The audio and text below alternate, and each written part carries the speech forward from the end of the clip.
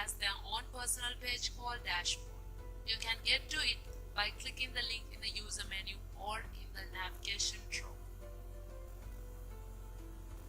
Once you click on Dashboard, Timeline tab shows the reminders of to-do work list, and the Courses tab shows the courses that you are enrolled, which are in progress, in future, and that was in past.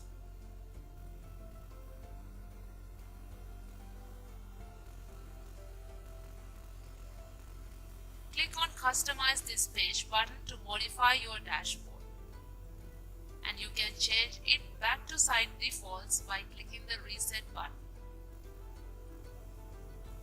You also can add blocks which you think that are useful to dashboard by clicking on Add Block link in the navigation drawer and selecting the type of block you want. Let's add a tags block, for instance.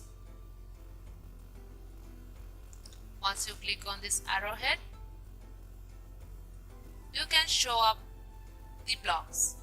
If you scroll down, you will see the tags block has been added.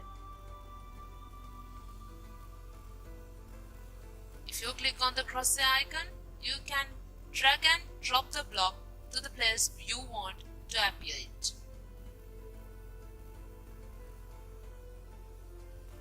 And also you can even click on the crosshair icon and select the place to reappear.